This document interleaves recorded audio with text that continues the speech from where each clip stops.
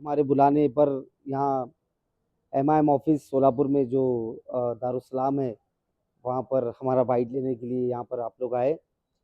तो आज ये जो भी मैं आपसे मुखातिब हूँ, आपके सामने आया हूँ, तो आपको तो पता ही होगा, काफ़ी लोग 2 दिन से मुझे फ़ोन कर रहे थे कि आपका बाइट कब आएगा?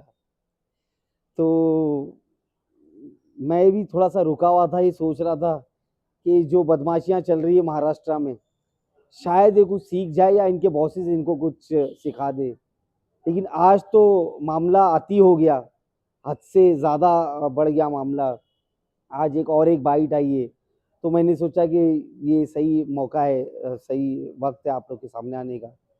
तो जैसे कि चंद दिनों पहले एक भाजपा का जो भी है सो कॉल्ड नेता है, नीतेश राणे, जो अनशन कुछ भी बका जा रहा है ऑन स्क्रीन आकर, तो उसने कुछ मुस्लिम समाज के बारे में निहायत ही जो मंजूर नहीं है, जो सुनना भी हमको गवारा नहीं है, वैसा स्टेटमेंट दिया।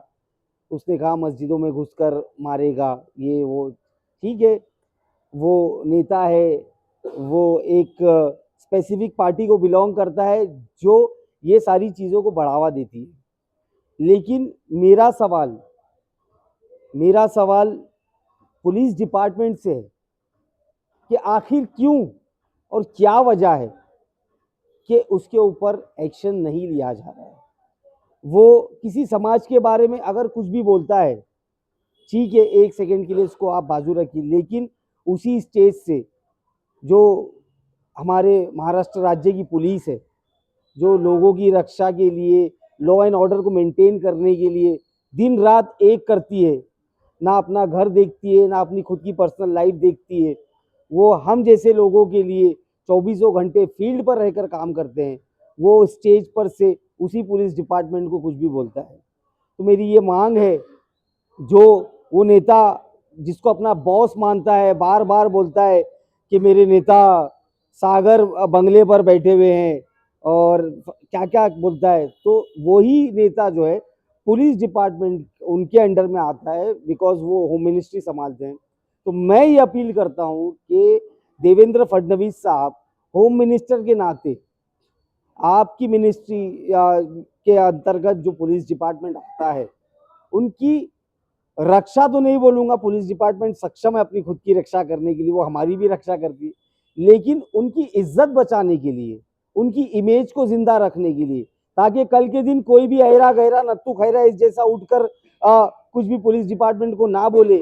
इसके लिए मैं ये चाहता हूं कि देवेंद्र फडणवीस साहब इसके ऊपर जल्द से जल्द एक्शन ले, और हमारी तो मांग ये है कि इसको पार्टी से निकाल कर इसके ऊपर लाइव बैन लगाना चाहिए। एक्टिव पॉलिटिक्स में रहने के लिए इसके ऊपर लाइव बैन, इसके ऊपर ही नहीं, इसके बड़े भाई पे, इसके अब्बा के ऊपर, सबके ऊपर, इसके परिवार को बैन करना चाहिए पॉलिटिक्स करने के लिए। ले, लेकिन पता नहीं क्या बात है जो इसका संरक्षण किया जा रहा है। मैं तो ये समझता हूं कि ये जो एजेंट है, ये जो बीजेपी के एजेंट है, ये लोगों को बीजेपी पाल रही है, इनको खाद पानी दे रही है, ताकि जो मुद्दे हमारे समाज में बहुत ज्वलंत मुद्दे उठते हैं, जैसे कि हाल के दिनों में छत्रपति शिवाजी महाराज का जो पुतला था वो गिर गया, काफी लोगों में रोष था, लोग उसको लेकर काफी सारी बातें कर रहे थे। बदलापुर का इंसिडेंट है जहां पर कुछ बच्चियों के साथ गलत हरकत हो गई। ऐसे जो मुद्दे होते हैं जिसकी वजह से पब्लिक का ध्यान वहां जाता है, उसको भटकाने के लिए बीजेपी ने इनको पाल के रखी है, और ये कुछ भी अनशन बोलते हैं। तो नीतीश राणे, ये जो तेरी आमदारगी है, ये जो तेरा पोस्ट है, और ये जो तेरा बॉस है, ये जिंदगी भर नहीं रहने वाला है। हर चीज का एक अंत है, एंड होता है। शुक्र मान कि तू आज आमदार है, उस चीज को, उस ओहदे को तू लोगों के बेनिफिट के लिए इस्तेमाल कर, ना कि जो अब तुम्हारा एजेंडा है। अभी इलेक्शंस भी अनकरीब है, ये लोग चाह रहे हैं कि दो समाज में तेढ़ निर्माण करे, और जो आज जैसे तमाम सर्वेज दिखा रहे हैं कि ये लोग बैकफुट पे है, ये लोग की सीट्स कम हो रही है। तो उसको ये लोग हैंडल करने के लिए हिंदू मुस्लिम का कार्ड खेल रहे हैं। लेकिन मैं ये बोलना चाहूँगा कि मुस्लिम समाज बहुत जागरूक हो चुका है अभी, ये राणे वाणे की बातों में नहीं आने वाला है। और मैं तो ये बोलता हूँ कि अपनी जितनी लायकी है, आप जितने केपेबल हो, अगर आप वो बात करेंगे तो वो आपको शोभा देती है। आज आपने मस्जिदों के बारे में बात की, आपने ये बोला कि मस्जिद में घुस के मारेंगे। अरे मुसलमान के नाते कोई भी नहीं चाहेगा कि उसकी मस्जिद को मस्जिद में घुसकर कोई हमला करे या उसकी मस्जिद को कोई हार्म करे। वैसे ही अगर एक सही हिंदू है, अगर वैसे ही अगर कोई सही अपना धर्म पालने वाला है, वो अपने अपने धर्म की जो भी इबादत गाह है उसकी हिफाजत करेगा। और कॉन्स्टिट्यूशन हमें राइट देता है कि हम जो चाहे वो धर्म पाल सकते हैं, जो चाहे मतलब खा सकते हैं, जो चाहे पहन सकते हैं। तो आप लोग संविधान के ऊपर वाली बातें कर रहे हो, तो ये बहुत ही शर्मनाक बात है। अगर आप लोग नहीं रुके तो पता नहीं आप लोग जिम्मेदार है, आप लोग महाराष्ट्र को कहाँ लेकर जाना चाहते, ये आपके ऊपर जिम्मेदारी है। उसी के साथ साथ आज उसका बड़ा भाई भी उड़ गया, नीलेश राणे। ये सब है ना बासी कड़ी है, इनको कोई पूछ रहा नहीं है। बासी कड़ी में उबाल लाने के लिए ये लोग, जिनका भी पॉलिटिकल अंत हो चुका है, जो ये समझते हैं पब्लिक में एक्सेप्टेंस नहीं है उनका, जो ये समझते हैं कि हमारी मार्केट खत्म हो गई है, उनके पास एक ही हथियार है और वो है एमआईएम। इनको ये पता है जब तक एमआईएम को टारगेट नहीं करेंगे ये लोग, तब तक ये वापस मार्केट में जिंदा नहीं हो सकते। तो उसी को ये ध्यान में रखते हुए आज उसका बड़ा भाई इसमें कूद गया है। ये बोलता है कि निलेश राणे आणि नितेश राणे या दोघांनी राज्यभरात म्हणजे वेगवेगळ्या माध्यमात नेहमी चर्चा झालेली आहे. आज निलेश राणे यांनी असं वक्तव्य केलंय की एमआयएम हा पक्ष केवढा आहे, थुंकलं की वाहून जाईल.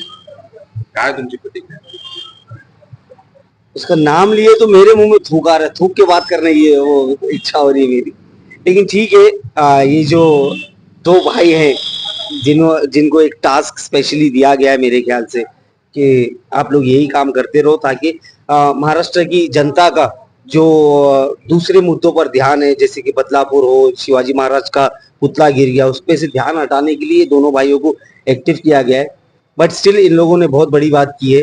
तो नीतीश राणे को तो जवाब हमारे इम्तियाज जलील साहब ने दे चुके हैं और उसका हम लोग उसके लिए 5 दिन बाद मुंबई आने भी वाले हैं मोर्चा लेकर मुख्यमंत्री को सब समझाने के लिए।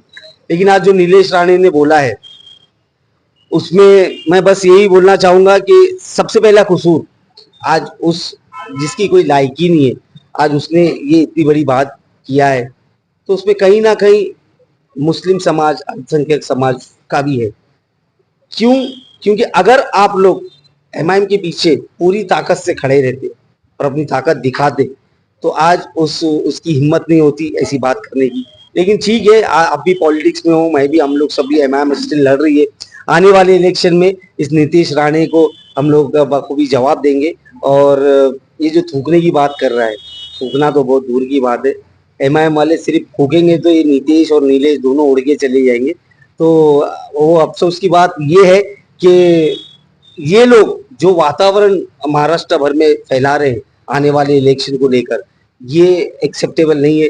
मेरी अपील है जो ये इनको जिनको अपना बॉस मानते हैं कि मैं बोलना चाहूंगा कि आप अभी भी जाग जाइए, क्योंकि हमारा पूरा यकीन है कि ये दो पिल्ले जो है ये आपको भी ले डूबेंगे, आपकी पार्टी को भी ले डूबेंगे। अगर आपको बचना है, अगर आपको एक्टिव रहना है पॉलिटिक्स में, तो ये दोनों को बाहर करिए और इनका नामो निशान मिटाइए। वैसे हम लोग सक्षम है इनका आने वाले इलेक्शन में इनका नामो निशान पॉलिटिक्स में से मिटाने के लिए।